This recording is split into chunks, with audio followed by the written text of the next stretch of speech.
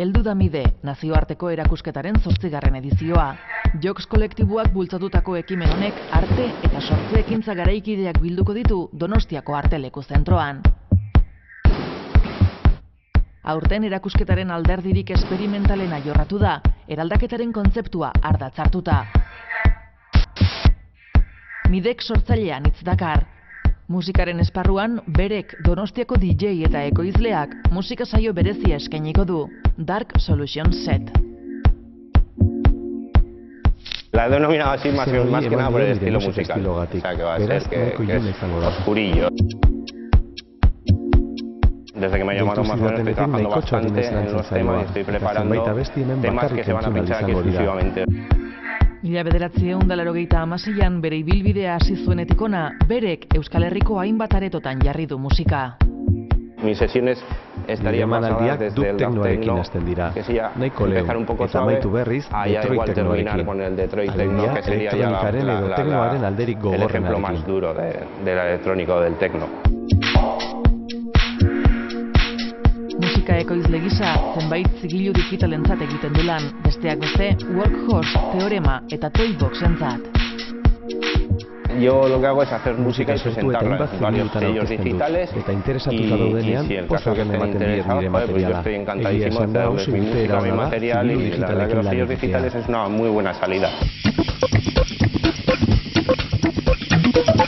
Noemi Diana dantzari gasteiztarrak Round Safe Lader espazioa bizitza jantzigela proiektuan hartuko du parte.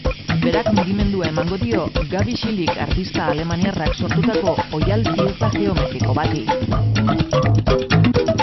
Mugitzean edo norbait ezartzen denean transformatzen da eta egin daitezke forma edo forma ezberdinak.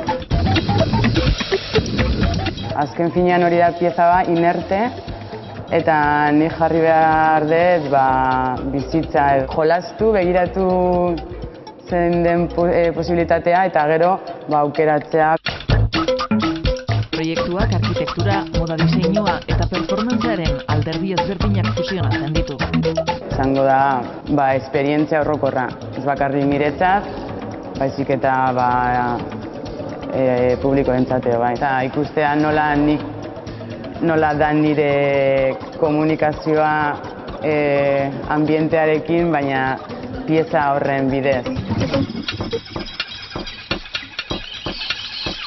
Natura sentitzen da hor eta horregatik ez dugu jarriko musika. Orduan bizi nahi dugulako natura edo eguneroko soinuak edo bizi hori performa parte baten bezala.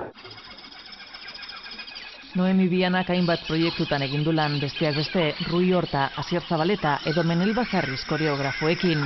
Oraingo honetan, Round Safe Lader proiektuan zabal-zabalik azalduko da bere nortasuna.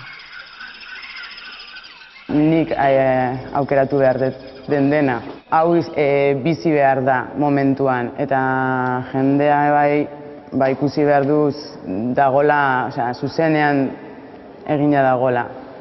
Baina ez da izango improvisaketa holan irekita.